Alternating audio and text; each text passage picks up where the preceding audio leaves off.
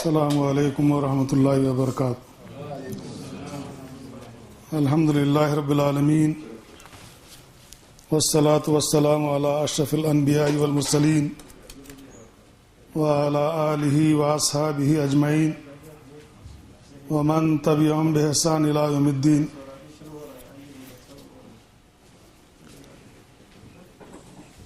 قال اللہ تبارک و تعالی: اعوذ باللہ من الشیطان الرجیم، بسم اللہ الرحمن الرحیم۔ لہ مخالد السماوات والارض یبسط الرزق لمن یشاء ویقدر۔ وقال اللہ تعالی: ولو بسط اللہ الرزق لعبادہ لبغوا فی الارض۔ وقال اللہ تعالی: هو الرزاق ذو القوة المتین۔ وقال اللہ تعالی: وما من دابۃ فی الارض الا علی اللہ رزقها۔ ساری تعریفوں کی مستحق اللہ رب العالمین کی ذات ہے، اور بے انتہا و بے پایاں و انگنت لامحدود درود و سلام کائنات کے امام جناب محمد رسول اللہ صلی اللہ علیہ وسلم کی ذات گرامی پر۔ محترم حضرات، 2 سال پہلے میرا یہاں آنا ہوا تھا، غرض آپ سے ملاقات بھی تھی، اپنے دوستوں سے، عزیزوں سے، یہاں کے اپنی جماعتی بھائیوں سے، اور سب سے بنیادی اور بڑا مقصد اس راستے سے گزرتے ہوئے عمرہ جو اللہ رب العالمین نے گزشتہ سال بھی پورا کرایا اور اس سال بھی عمرے کے فریضے سے سبکدوش ہونا نصیب ہوا، یہ اللہ رب العالمین کا فضل ہے، احسان ہے۔ اور دوبارہ بھی اللہ رب العالمین نے آپ کے درمیان مجھے لایا، اور پھر آپ کا دیدار ہوا، آپ سے کچھ آج شرف مخاطبت یعنی آپ سے خطاب کرنے کی سعادت بھی مجھے حاصل ہو رہی ہے۔ اس پر میں اللہ رب العالمین کا شکر بجا لاتا ہوں، اور ساتھ ہی ہمارے رفقائے کرامی مولانا حافظ فاروق صاحب عمری مدنی حفظہ اللہ، اور برادر عزیز مولانا حافظ اسماعیل صاحب عمری حفظہ اللہ، مولانا سید معراج ربانی صاحب حفظہ اللہ، اور دیگر رفقائے کرام جو یہاں حائل میں باعث کشش زمانے سے بنے ہوئے ہیں، ان کی ہی یہ کشش تھی کہ میں یہاں تک پہنچا۔ یہ اللہ رب العالمین کا فضل اور احسان ہے۔ ہمارے حافظ فاروق صاحب بڑے مردم شناس ہیں، اور پھر خیافہ شناس بھی ہیں، نفسیات داں بھی ہیں۔ انہوں نے میرے رزق کو رکھ کر کے، میرے عنوان کو رکھ کر کے تاڑ ہی لیا آخر کہ میں نے اس موضوع کا انتخاب کیوں کیا ہے۔ اور صحیح بات ہے، کل بقا میں خطاب ہوا تھا صحابہ کرام کی عظمت اور فضیلت پر۔ مجھے پتہ نہیں تھا اب سے تھوڑی دیر پہلے بھی کہ اسی پر مجھے خطاب کرنا ہے تو میں کر لیتا، مگر میں نے چونکہ جیسے کہ مولانا نے فرمایا، یہاں ہم تمام حضرات اپنے وطن کو، اپنی بستی کو، اپنے بیوی بچوں کو، اپنے مال و اسباب کو، قریش و اقارب کو چھوڑ کر کے 7 سمندر پار اسی لیے آئے ہیں کہ ہمیں یہاں حلال رزق نصیب ہو جائے، حلال روزی نصیب ہو جائے۔ اسی جستجو میں، اسی تلاش میں اور اسی کوشش میں ہم اور آپ یہاں آئے ہوئے ہیں۔ اللہ رب العالمین سے دعا ہے میری کہ اتنی بڑی بڑی قربانیاں جو آپ دے رہے ہیں، یہ ان قربانیوں کا اندازہ وہاں ہندوستان میں بیٹھے لوگوں کو نہیں ہے.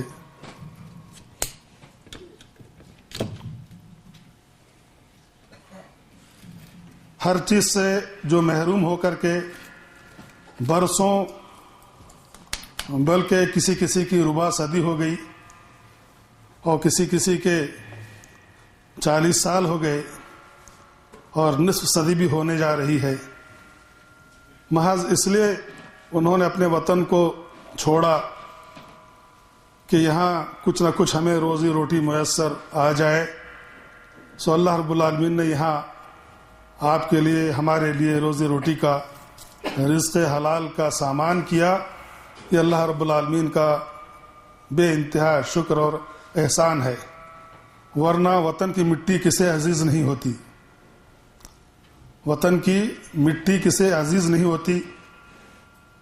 دیہات ہی میں کیوں نہ رہتا ہو، وہاں کی مٹی کی کشش بہرحال حائل میں 7 سمندر پار رہ کر بھی محسوس ہوتی ہے، اس کی خوشبو محسوس ہوتی ہے اور اپنوں کے چہرے یاد آتے ہیں. یہ سب ہے، مگر اللہ رب العالمین نے ہمارے لیے رزق کی تلاش کا سامان جو کر دیا، سو ہم یہاں تک پہنچ گئے. اللہ رب العالمین نے سب کو معیشت کے لیے مجبور کیا ہے. ہم معیشت کے لیے، زندگی گزارنے کے لیے، روزی روٹی کمانے کے لیے، بیوی بچوں کی پرورش کے لیے بہرحال مجبور ہیں، اور یہ لازمی بات ہے، فطری بات ہے. شیخ سعدی علیہ رحمہ نے اپنی گلستان کے اندر ایک بڑی اچھی بات کہی ہے، جس کا خلاصہ یہ ہے کہ کسی بھی آپ شکاری کو دیکھیں گے، وہ اپنا جال لے کر کے نکلتا ہے، وہ اسی لیے نکلتا ہے کہ اس کا پیٹ اسے مجبور کرتا ہے شکار کرنے کے لیے. چاہے وہ کسی کا بھی شکار کرے، کیسا بھی شکار کرے، پیٹ اسے مجبور کرتا ہے کہ وہ بہرحال شکار کرے، شکار پہ جائے، کچھ نہ کچھ توڑ کر کے لائے. اور جب وہ دانہ پھینکتا ہے، جال پھینکتا ہے، ضرور کچھ نہ کچھ اس میں رکھ دیتا ہے تاکہ شکار پھنس جائے. اب وہ جو شکار ہے، وہ جو دانے کی طرف لپکتا ہے، اس کا بھی یہی مسئلہ ہے، اسے بھی پیٹ مجبور کیے ہوئے ہے، اور اگر مجبور نہ کیا ہوتا پیٹ نے تو وہ دانے کی طرف نہ لپکتا اور نہ جال میں پھنستا. ادھر بیچارہ شکاری بھی مجبور پیٹ کے تحت، ادھر بیچارہ شکار بھی مجبور پیٹ کے تحت جال میں پھنس جاتا ہے اسی پیٹ کی وجہ سے، اور شکار ڈالتا ہے، صید کا جال پھینکتا ہے شکاری اسی واسطے. یہ دنیا کا جتنا چکر جو کچھ چل رہا ہے اسی کے ارد گرد چل رہا ہے، یہ سب کچھ اسی کے گرد چل رہا ہے. حالانکہ ہے اس کا مختصر سا اتنا سا پیٹ، ایک وقت کی روٹی اسے مل جاتی ہے. نیم نانے گر خورد مرد خدا، حال تو وہ تھا ان لوگوں کا کہ شیخ سعدی کہتے ہیں کہ نیم نانے گر خورد مرد خدا، بزل درویشاں کنت نیمے دیگر. اگر اللہ کا بندہ آدھی روٹی کھاتا تھا تو آدھی روٹی اللہ کے راہ میں خیرات کر دیتا تھا. ایک روٹی اس کی زندگی کے لیے کافی کر جاتی تھی، قناعت پر زندگی گزارتا تھا. آج ہماری ساری زندگی روزی روٹی کمانے میں گزر رہی ہے، مگر ہمارا پیٹ ایسا ہے کہ کبھی سیراب نہیں ہوتا. اسی لیے جناب محمد رسول اللہ صلی اللہ علیہ وسلم نے فرمایا کہ آدمی کے ہوس کی آگ بجھ نہیں سکتی، بجھتی نہیں. حل من مزید جہنم کی صفت ہے، اور ہماری بھی بالکل کچھ ایسی ہی صفت ہے کہ جتنی روزی روٹی ہم کماتے ہیں وہ ہمارے لیے ناکافی ہوتی جاتی ہے. اللہ کے نبی فرماتے ہیں کہ آدمی کی ہوس کا پیٹ کبھی بھی بھر نہیں سکتا تاکہ اسے مٹی میں لے جا کر کے ڈال دیا جائے اور خبر کی مٹی اس پر جھونک دی جائے تب وہ کہے گا کہ بس بس بس۔ بہرحال یہ ہمارے مسائل ہیں، ہماری زندگی ہے، ہماری مجبوری ہے، اور کوئی غلط بات نہیں ہے کہ آدمی اپنی روزی روٹی کی تلاش میں نکل کھڑا ہو، ضروری ہے، مگر سوال یہ ہے کہ رزق جو ہم حاصل کرتے ہیں وہ رزق کیا ہے، کیسا ہے، ان چیزوں پر کچھ آج ہم غور و فکر کرتے ہیں۔ کچھ آیات کی تلاوت میں نے کی، لہو مخالید السماوات والارض، یہ جتنی روزی روٹی کی کنجیاں ہیں رب العالمین کے ہاتھ میں ہیں، ساری کنجیاں رزق کی اللہ ہی کے ہاتھ میں ہیں، اور زمین اور آسمان کی ساری کنجیاں رزق کی، یبسط الرزق لمن یشاء، اللہ تعالیٰ جسے چاہتا ہے رزق کو کشادہ کر دیتا ہے، وَيَقْدِرُ، اور اللہ تعالیٰ جسے چاہتا ہے رزق میں کمی کر دیتا ہے، اور جس کے لیے چاہتا ہے کشادگی عطا کر دیتا ہے۔ بعض لوگ جن کو دین کا شعور نہیں ہے، ہم ہندوستان میں رہتے ہیں، بڑی غربت اور افلاس کا ماحول ہے، بعض لوگوں کو، مسلمانوں کو یہ کہتے ہوئے سنا گیا کہ اللہ رب العالمین کا یہ کیسا انصاف ہے کہ دینے والوں کو اس نے دریا دے دیے اور ہم کو یہاں خطرہ بھی نہیں ملا۔ گھر پیر کا بجلی کے چراغوں سے ہے روشن، ہم کو تو میسر نہیں، مٹی کا دیا بھی گھر پیر کا بجلی کے چراغوں سے ہے روشن۔ وہاں پیر صاحب کے گھر میں چراغاں ہیں، اور یہاں ہم کو جلانے کے لیے مٹی کا دیا بھی نہیں ہے۔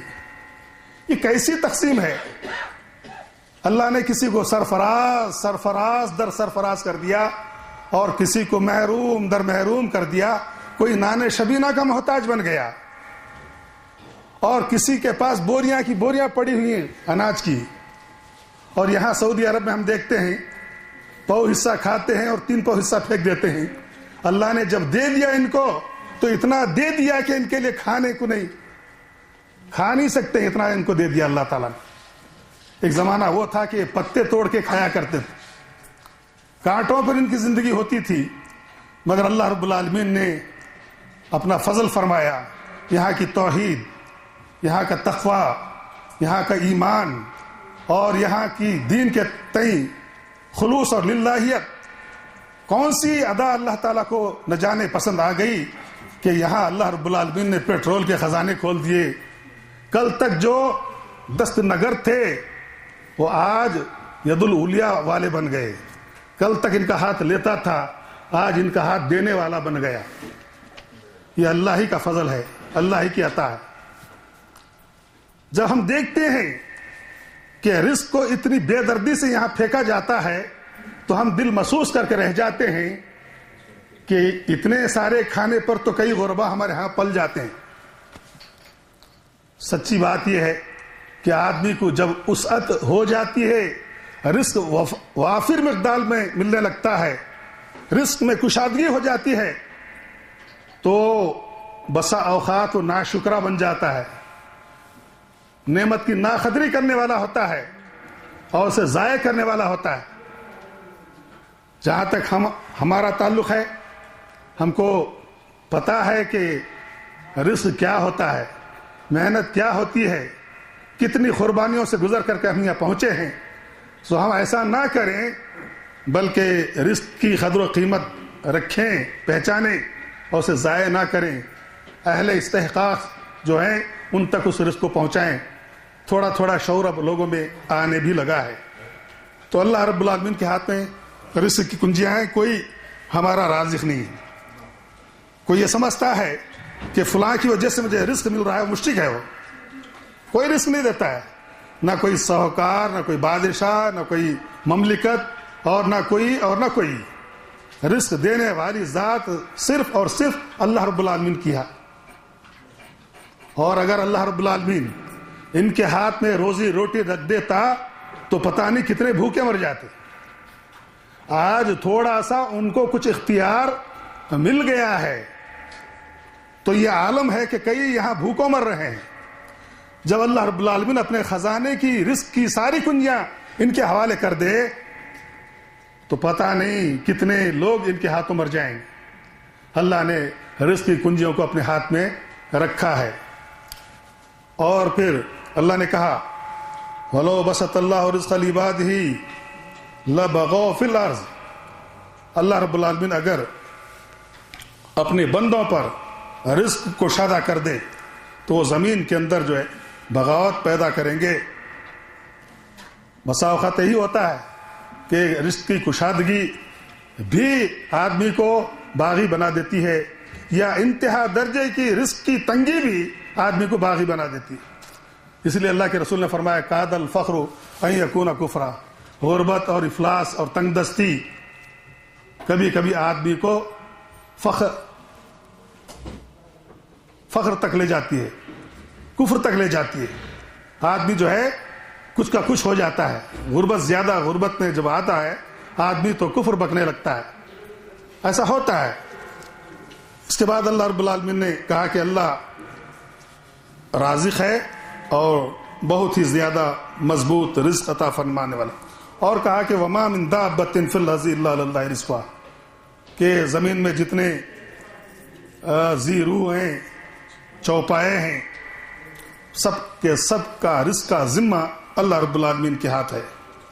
اور پھر اللہ نے یہ بھی کہا نحن قسمنا بینہم معیشتہم فی الحیاۃ الدنیا، ہم نے اس معیشت کو دنیا کے اندر تقسیم کر دیا ہے اور بعض کو بعض پر فوقیت عطا فرمائی ہے، بعض کو بعض پر درجے دیے ہیں. اس لیے دیے ہیں کہ لیتخذوا بعضهم بعضا سخریا، تاکہ وہ ایک دوسرے کے ماتحت رہ کر کے زندگی گزار سکیں. اگر یہ رزق کی تقسیم نہ ہوتی، سوال یہ پیدا ہوتا ہے کہ رزق کی برابری کیوں نہیں ہے، سب کو برابر رزق کیوں نہیں دیا گیا، یہ اونچ نیچ کا فرق کیوں ہے. آپ تھوڑی دیر کے لیے سوچیں اس مسئلے پر تو آپ کو خود جواب مل جائے گا کہ اگر یہ فرق مراتب اللہ رب العالمین نہ رکھتے، رزق کی درجہ بندیاں نہ رکھتے، یہ اونچ نیچ کا فرق نہ رکھتے، تو پھر کوئی کسی کے ماتحت نہ ہوتا، سب کے سب سوکار ہوتے، کون مزدور ہوتا. ہم کو ضرورت ہی نہیں تھی آنے کی. اگر ہم اپنے گاؤں میں سوکار ہوتے تو ہم حائل آتے ہی کیوں تھے. ہمارا مسئلہ معیشت کا تھا، روزی روٹی حاصل کرنے کا تھا. یہاں اللہ رب العالمین نے وافر مقدار میں ان کو دے رکھا ہے. ان کو ضرورت تھی اموال کی، ہمیں ضرورت تھی معیشت کی، ہم یہاں پہنچ گئے. یہ درجہ بندیاں جو ہوتی ہیں اللہ تعالیٰ کی طرف سے ہوتی ہیں، ورنہ سب کو برابر رکھ دیتا اللہ تعالیٰ تو یہ دنیا کا نظام چل نہیں سکتا تھا. اس دنیا کے نظام کو چلانے کے لیے درجہ بندی کی ضرورت تھی. سو اللہ رب العالمین نے فرمائی. یہ سورہ زخرف کی آیت نمبر 33 کا خلاصہ ہے. میں نے کہا کہ ہم میں سے سارے کے سارے طلب رزق کے سلسلے میں یہاں آئے. بعض لوگوں کا یہ کہنا ہے کہ ہم اتنی ساری محنت تو کرتے ہیں مگر جتنا رزق ہم کو ملنا چاہیے وہ ملتا نہیں ہے، اور جیسے کچھ ملنا چاہیے ملتا نہیں ہے. یہ کمزوری کس کی ہے، کہاں سے پیدا ہو گئی؟ اتنی تگ و دو کرنے کے باوجود بھی آدمی کا پیٹ نہ بھرے، یا آدمی کی ضرورت پوری نہ ہو، یا وہ خود کفیل نہ بن سکے، اس کے مسائل کا حل نہ نکل آئے، تو پھر اس میں کھوٹ کہاں ہے، کیسا ہے؟ اللہ نے خود اس کا جواب دیا وَمَن يَتَّقِ اللَّهَ يَجْعَلْ لَهُ مَخْرَجًا. ایسا محسوس ہوتا ہے کہ کہیں نہ کہیں ہمارے تقوی میں کھوٹ ہے. تقوی، توکل، اللہ کی ذات پر کامل بھروسہ، یہ وہ چیزیں ہیں جو حصول رزق کا ذریعہ اللہ رب العالمین نے بتایا. ہم سارے ذریعے اختیار کرتے ہیں روزی روٹی کمانے کے، مگر ہمارے دل کے اندر کہیں تقوی نہیں آتا ہے. اللہ پر وہ توکل جو ہونا چاہیے وہ توکل نظر نہیں آتا ہے. اللہ نے کہا تم رزق کے لیے پریشان ہو، روزی روٹی کے لیے پریشان ہو، تمہیں گھبرانے کی، پریشان ہونے کی کوئی ضرورت نہیں ہے. تم اپنے دل کے اندر میرا تقوی اختیار کر لو، تم تقوی اپنے اندر پیدا کر لو، ہم تمہارے لیے رزق کا انتظام کر دیتے ہیں۔ سبحان اللہ، آدمی متقی بن جائے، آدمی اللہ سے لو لگانے والا بن جائے، آدمی متوکل باللہ بن جائے، آدمی کا اللہ کی ذات پر یقین ہو کہ میں جب اس کا ہوں تو وہ میرا کیوں نہیں ہو سکتا ہے، وہ مجھے ضرور سرفراز کرے گا، دے گا۔ اپنے دل کے اندر تقوی پیدا کر لے۔ ایک مسلمان کے لیے ایک آزمائشوں کا ایک دور چلتا ہے، ایک سلسلہ چلتا ہے، ہزار جتن کے باوجود، ہزار کوششوں کے باوجود وہ ٹھوکر کھاتا ہے، پریشانیوں پر پریشانیاں آتی ہیں، بیماریوں پر بیماریاں آتی ہیں، آزمائشوں پر آزمائشیں آتی ہیں۔ یہ اللہ تعالیٰ کی طرف سے ایک بندے مومن کی آزمائش ہوتی ہے۔ اس کا مطلب یہ نہیں ہے کہ وہ فیل ہو چکا ہے۔ اللہ کہتے ہیں کہ تم استقامت سے میری طرف متوجہ رہو اور میرا تقوی اختیار کرو۔ تو اللہ کا وعدہ کیا ہے؟ وَمَن يَتَّقِ اللَّهَ يَجْعَل لَّهُ مَخْرَجًا، جو اللہ تعالیٰ کا تقوی اختیار کر لیتا ہے، اللہ تعالیٰ کا وعدہ ہے کہ اسے ساری مصیبتوں سے وہ نکال باہر کرے گا، ساری مصیبتوں سے نکل جائے گا۔ آج مسلمانوں کے اندر سب کچھ ہے، تقوی کی بڑی کمی پائی جاتی ہے۔ اسی لیے ایک مسلمان آج سب کچھ رکھتا ہوا بھی اپنے پاس پریشان حال ہے۔ ہمارے پاس مملکتیں ہیں، ہمارے پاس سلطنتیں ہیں، ہمارے پاس پیٹرول ڈالر ہے، زمین ہمارے لیے خزانے اگل رہی ہے۔ کیا بات ہے کہ ایسی تیسی طاقتیں ہمیں آنکھیں دکھاتی ہیں، یہ صہیونی طاقتیں ہمیں آنکھیں دکھاتی ہیں، ہمیں ڈراتی ہیں۔ اتنی قوت اور شوکت اور طاقت اور دبدبے کے باوجود کیا بات ہے کہ صہیونیت ہماری آنکھوں میں آنکھیں ڈال کر کے بات کرتی ہے، ڈراتی ہے، اور ہم ڈر جاتے ہیں، سہم جاتے ہیں۔ وجہ کیا ہے؟ کیوں نکل نہیں پاتے ہیں ہم اس دلدل سے، اس صہیونیت کی مار سے؟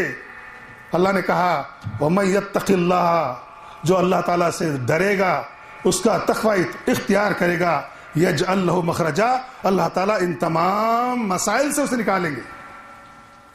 دوسرا وعدہ، یہ پہلا وعدہ ہے، وَيَرْزُقْهُ مِنْ حَيْثُ لَا يَحْتَسِبُ، رزق کے لیے پریشان ہو، رزق کے لیے پریشان ہو، میں تمہیں ایسی طرح سے، اس طرح سے تمہیں رزق دوں گا، ایسے ایسے ناحیوں سے تمہیں رزق دوں گا کہ تمہارے وہم و گمان میں بھی نہیں ہوگا، رزق تم تک پہنچ چکا ہوگا۔ آدمی کا گمان بھی جہاں جا کر کے فیل ہو جائے گا، وہاں سے رزق اس کے لیے دوڑتا ہوا آئے گا، رزق اس کے لیے دوڑتا ہوا آئے گا۔ پر دیے ہیں میرے رزاق نے ہر دانے کو، پر دیے ہیں میرے رزاق نے ہر دانے کو، اللہ رب العالمین نے ہر دانے کو پردے رکھے ہیں۔ وہ رزق اڑ کر کے پہنچتا ہے، رزق خود اڑ کر پہنچتا ہے جو تقدیر کا ہے، رزق خود اڑ کر پہنچتا ہے جو تقدیر کا ہے۔ پر دیے ہیں میرے رزاق نے ہر دانے کو، اللہ نے ہر دانے کو پر عطا کیے ہیں، اگرچہ کہ اسے پر نہیں مگر ہمارے مقدر کے اندر وہ دانہ لکھا ہوا ہے، تو بہرحال کہیں نہ کہیں سے ضرور وہ ہم تک پہنچ کر ہی رہے گا، اور ہم اس وقت تک نہیں مر سکتے جب تک کہ ہمارے اپنے مقدر کے آخری دانے کو نہ کھا لیں، تب تک موت بھی نہیں آئے گی ہم۔ یہ رزق کے فیصلے ہیں، بہت بڑے فیصلے ہیں۔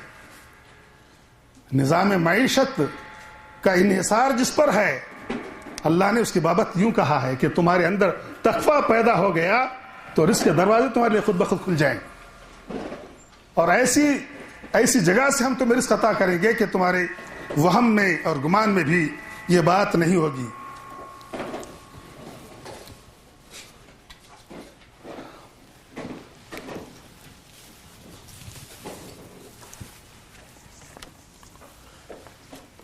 پھر اسی طرح سے اللہ رب العالمین نے ایک ضابطہ بھی مقرر کیا ہے کہ اگر کوئی شخص، توکل کی بات کہی گئی ابھی، بہت سارے لوگ ایسے ہیں جو تارک الدنیا ہیں اور جن کے پاس دنیا کے لیے جد و جہد کرنی، کوشش کرنی یا دنیا کے لیے محنت کرنا گویا کہ دنیا کے طالب بننا ہے، اس لیے وہ تارک دنیا بن گئے۔ اور بہت سارے کچھ ایسے ہیں جو یوں ہی بیٹھے رہتے ہیں کہ رزق خود بخود ہمارے پاس پہنچ جائے. تو اللہ نے، اور یہ بالکل جو ہے فطرت کے خلاف ہے، بالکل ہی فطرت کے خلاف ہے. آدمی کو اللہ رب العالمین نے طلب رزق کے لیے مکلف کیا ہے سعی کا، کوشش کا. آدمی کوشش کرے، رزق حلال کی طلب کے لیے کوشش کرے. اللہ نے کہا وَأَنَّ لَيْسَ لِلْإِنسَانِ إِلَّا مَا سَعَى. آدمی کے لیے جو اس کی جیسی کچھ کوشش ہوتی ہے اسی کے مطابق اس کو عطا کیا جاتا ہے. اور پھر اللہ نے یہ بھی بتا دیا کہ جہاں تمہیں اللہ کی اطاعت کرنی ہے، اس کی عبادت میں مشغول رہنے کی ضرورت ہے، اس کے اوقات میں اللہ نے عبادت کے لیے اوقات مقرر کر دیے ہیں. اور پھر روزی روٹی کے لیے بھی اوقات مقرر کر دیے ہیں. آپ سورہ فَإِذَا خُذِيَتِ الصَّلَاةُ فَانْتَشِرُوا فِي الْأَرْضِ وَابْتَغُوا مِنْ فَضْلِ اللَّهِ. جب نماز سے تم فارغ ہو جاؤ، اللہ کی بندگی سے تم فارغ ہو جاؤ، تو پھر وہاں بیٹھے رہنے کی تمہیں کوئی ضرورت نہیں ہے. مسجد کے کسی گوشے میں بیٹھے رہیں اور توکل کرتے رہیں کہ مجھے روزی روٹی مل جائے گی. کوئی لا کر کے 1-2 مرتبہ روٹی دے دے گا رحم کر کے، مگر وہ جو مطلوب ہے اللہ رب العالمین کو، شریعت کو، کہ آپ کی جد و جہد ہونی چاہیے، کوشش ہونی چاہیے، اس سے آپ محروم ہو جاتے ہیں. تو اللہ نے کہا کہ جب نماز سے تم فارغ ہو جاؤ، فَإِذَا خُذِيَتِ الصَّلَاةُ فَانْتَشِرُوا فِي الْأَرْضِ، زمین کے اندر پھیل جاؤ، وَابْتَغُوا مِنْ فَضْلِ اللَّهِ، اللہ کے فضل کو تلاش کرو. یہاں اللہ کا فضل کون ہے؟ کیا ہے؟ اللہ کے فضل سے مراد اللہ کا رزق ہے، رزق حلال ہے. ایک طرف اللہ تعالیٰ کی عبادت ہے اور دوسری طرف رزق حلال کی طلب ہے. یہ بھی عبادت ہے، وہ بھی عبادت ہے. بعض لوگ دنیا کے لیے، دنیا طلبی کے لیے، رزق کی کوشش کے لیے جو جد و جہد کرتے ہیں، جو محنت کرتے ہیں، اس کے لیے لوگوں نے الگ تصور بنا رکھا ہے. وہ سوچتے ہیں کہ یہ دنیا ہے، بیوی بچے کرنا دنیا ہے، رزق کی کوشش کرنی دنیا ہے، بس بیٹھے رہو مسجد کے اندر اللہ للہ کرتے رہو، یہ دین ہے. غلط بات ہے. محنت اور جستجو اور تلاش رزق حلال کی، یہ بھی عبادت کے اندر شمار ہوتی ہے. تو یہ اللہ رب العالمین کی کچھ قرآن مجید سے آیات کا انتخاب کر کے میں نے آپ کے سامنے پیش کیا ہے. ایک اور چیز جو ہے طلب رزق کے سلسلے میں ضابطہ نبی محترم صلی اللہ علیہ وسلم نے بتا دیا ہے. وَإِذَا سَأَلْتَ فَاسْأَلِ اللَّهَ. اللہ کے نبی نے بتایا کہ جب بھی کسی چیز کی تمہیں ضرورت پڑے تو وہ چیز صرف اور صرف اللہ رب العالمین سے مانگو. حتیٰ کہ اللہ کے نبی صلی اللہ علیہ وسلم نے فرمایا کہ تمہاری جوتی کا تسمہ بھی ٹوٹ جاتا ہے، اگر تمہاری جوتی کی ڈغالی بھی ٹوٹ جاتی ہے تو یہ بھی اللہ تعالیٰ سے مانگو. اللہ تمہیں دینے والا ہے، اللہ ہی سے مانگنا چاہیے. ہمارے مسائل کا حل کرنے والی ذات صرف اور صرف اللہ رب العالمین کی ذات ہے. رزق ہم اللہ سے مانگیں، عزت ہم اللہ سے مانگیں، اور خیر و برکت اللہ تعالیٰ سے مانگیں، صحت اور عافیت اللہ ہی سے مانگیں. چھوٹی سی چھوٹی یا بڑی سی بڑی جو بھی ضرورت ہوتی ہے وہ اللہ ہی سے مانگی جائے. اللہ ہی دینے والا ہے، اللہ کے علاوہ کوئی اور دینے والا نہیں ہے. سالم بن عبداللہ بن عمر رضی اللہ تعالیٰ عنہ طواف کر رہے تھے. حضرت سالم بن عبداللہ بن عمر رضی اللہ تعالیٰ عنہ طواف کر رہے تھے، اور طواف مطاف میں ہشام بن عبد الملک بھی تھے، جو اس وقت کے خلیفہ تھے، بادشاہ تھے. یعنی ایک غریب آدمی بھی طواف کر رہا ہے. اسی مطاف میں وقت کے بادشاہ بھی طواف کر رہے ہیں، جن کا نام ہشام بن عبد الملک. ہشام بن عبد الملک نے دیکھا کہ حضرت سالم بن عبداللہ بن عمر رضی اللہ تعالیٰ عنہ اپنے جوتے سر پہ اٹھائے، اپنے امامہ سر پہ باندھے ہوئے ہیں، اور اپنے چپل امامے پر رکھے ہوئے ہیں، اور بدن پر صرف ایک ہی کپڑا ان کے ہے. بدن پر ان کے صرف ایک ہی کپڑا ہے اور وہ اللہ کے گھر کا طواف کر رہے ہیں. ظاہر بات ہے جس کے بدن پر ایک کپڑا ہو اور جس کے سر پہ صرف امامہ ہو اور اس امامے پر اس نے اپنے چپل سنبھال رکھے ہوں، اس کی غربت کا کیا عالم ہوگا. ابھی آپ جائیے عمرہ کیجئے یا حج کیجئے، کیسے کیسے غریب غریب لوگ نظر آتے ہیں جن کی غربت پر ترس آتا ہے. دل سوچنے پہ مجبور ہوتا ہے کہ ان پر تو حج فرض نہیں تھا، یہ کیسے آ گئے. ایک محبت تھی جو انہیں کھینچ کر کے لائی، ان کو دیکھ کر کے ترس آتا ہے. بعض تو بھوکوں سو جاتے ہیں. ہم نے دیکھا ہے حج کے دنوں میں کہ بعض خیموں میں اپنے بھوکے سو جاتے ہیں. اللہ کا کوئی بندہ انہیں کھلا دیا تو کھا لیا ورنہ سوتے رہے، مگر محبت میں آ گئے اللہ کی، طواف کر رہے ہیں. بادشاہ نے حضرت سالم بن عبداللہ بن عمر رضی اللہ تعالیٰ عنہ کی اس کیفیت کو دیکھ لیا، بھانپ لیا کہ بہت ہی زیادہ مفلوق الحال ہیں. پوچھا سلنی حاجتن، اے عبداللہ تمہیں کوئی ضرورت ہے؟ سلنی حاجتن، مجھ سے سوال کیجئے، اگر تمہیں کوئی ضرورت ہو تو پوچھئے، میں دینے کے لیے تیار ہوں. خالا، جواب کیا ہے دیکھیے، جواب کیا دیکھیے. قال انی لا استحی من اللہ، ہشام میں اللہ سے شرماتا ہوں، میں اللہ سے شرماتا ہوں کہ میرا اللہ میرے سامنے ہے، میں اللہ کے سامنے ہوں، اس کے گھر میں ہوں، اس کے گھر کا طواف کر رہا ہوں. پوچھوں تم سے، پوچھوں میں تم سے، مجھے شرم آتی ہے. میرے رب میرے سامنے ہے، میرے رب کو میں اپنے سامنے پاتا ہوں، میرے رب پر میری کیفیت عیاں ہے.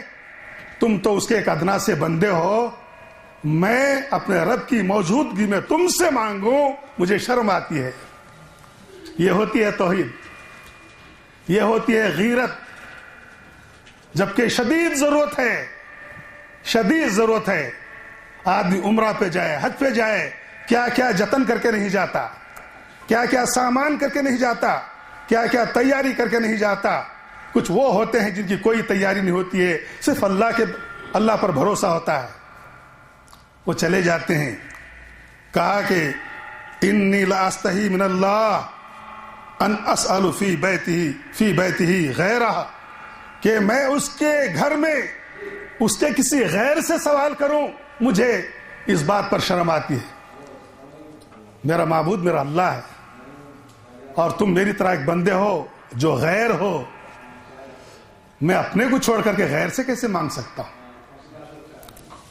تھوڑی دیر بعد، اور اللہ کے گھر میں یہ بات ہو رہی ہے، اللہ کے گھر میں اس نے پوچھا، بادشاہ نے، اللہ کے اس بندے نے جواب دیا. اللہ کے گھر میں طواف مکمل ہو گیا، طواف مکمل ہو گیا.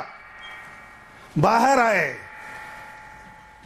ہشام بھی باہر آئے اور سالم بن عبداللہ بھی باہر آئے. تو بادشاہ نے پوچھا الان خرجت من بیت اللہ فاسألنی حاجتن. اب تو سالم تم بھی آ گئے باہر، میں بھی آ گیا، ہم دونوں اللہ کے گھر میں تھے، تم بھی باہر آ گئے، میں بھی باہر آ گیا. اب تو تمہیں مجھ سے یہاں پوچھنے میں کوئی شرم تو نہیں ہوگی، یہاں پوچھو جو کچھ پوچھنا ہے، میں دینے کے لیے تیار ہوں. جواب دیکھیے، یہ جواب سنہرے حروف سے لکھنے کے قابل ہے، بلکہ اپنے دلوں میں ہمیشہ اس جواب کو بٹھا لینے کی ضرورت ہے. کیا جواب ہے؟ قال من حوائج الدنیا ام حوائج الاخرہ، میری کس ضرورت کو تم پورا کرنا چاہتے ہو عبد الملک؟ وہاں بھی تم نے پوچھا تھا، یہاں بھی تم پوچھ رہے ہو. مجھے بتاؤ تو صحیح کہ تم میری کس ضرورت کو پورا کرنا چاہتے ہو. کیا میری آخرت کی ضرورت کو پورا کرنا چاہتے ہو یا دنیا کی ضرورت کو پورا کرنا چاہتے ہو؟ بہت بڑا سوال انہوں نے کیا. اس نے کہا میں آخرت کی کیا دے سکتا ہوں، میں آخرت میں کیا دے سکتا ہوں، میں خود محتاج رہوں گا. تو فرمایا جواب کیا دیتے ہیں؟ یہ مکالمہ البدایہ والنہایہ میں لکھا ہوا ہے، تفصیل اگر چاہتے تو آپ وہاں دیکھ سکتے ہیں۔ تو جواب کیا دیا؟ ما سالت الدنیا من یملکها فکیف اسأل من لا یملکها، میں کیسے سوال کروں جو آخرت میں کچھ دے نہیں سکتا اور جو دنیا کا مالک ہے نہیں؟ کیا دنیا تمہاری ہے؟ یہاں رہو گے تم ہمیشہ؟ جب دنیا تمہاری نہیں ہے تو تم مجھے کیسے دے سکتے ہو؟ تمہاری باپ کی جاگیر ہے؟ یہ سلطنت بادشاہت کیا تمہاری جاگیر ہے؟ جیسے میں فقیر ہوں تم بھی فقیر ہو۔